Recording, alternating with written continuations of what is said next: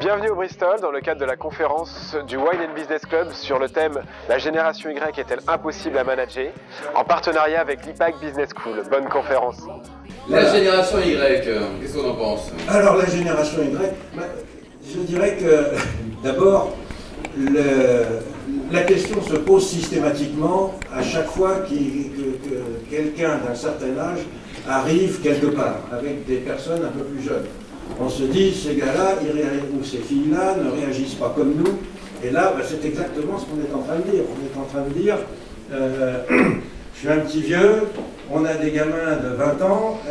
C'était mieux avant. Et ils n'ont pas les mêmes réactions que ce que j'avais quand j'avais leur âge. Donc, est-ce qu'on peut manager ces machins-là? En quelle mesure y aurait-il une spécificité française sur la gestion de cette nouvelle génération? Les spécificités françaises, elles existent et vous les avez soulignées. Voilà, je pense que la moitié de la City à Londres tourne avec des Y, made in France, formés en France. Une grosse partie de la Silicon Valley, une grosse partie des biotech aux États-Unis sont des Français. Donc ils votent un peu avec leurs pieds et ils s'expatrient pour démarrer leur carrière, et notamment quand ils ont un beau potentiel technique, scientifique, etc. Mais qu'est-ce que je fais des gens qui sont déjà dans l'entreprise, pour les amalgamer ou en tenir compte pour les manager avec ces générations Y? Tout simplement, il faut accepter d'être vis-à-vis de ces jeunes, vis-à-vis de ces générations Y, dans une relation plus directe, plus transparente, plus claire. Il faut davantage formaliser les objectifs, les attentes. Il faut avoir une relation plus de proximité.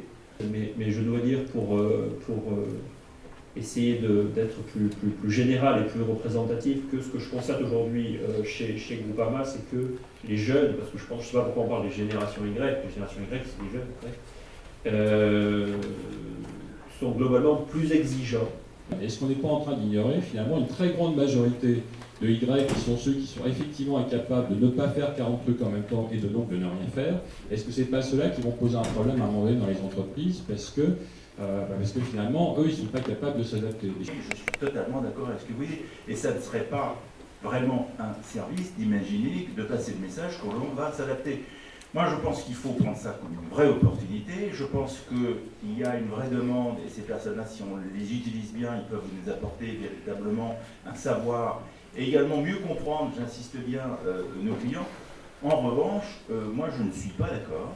Je ne suis pas d'accord pour remettre au niveau par rapport à des attentes. Vous les trouvez exceptionnellement convenables, les 4 interventions, on les applaudit chaleureusement.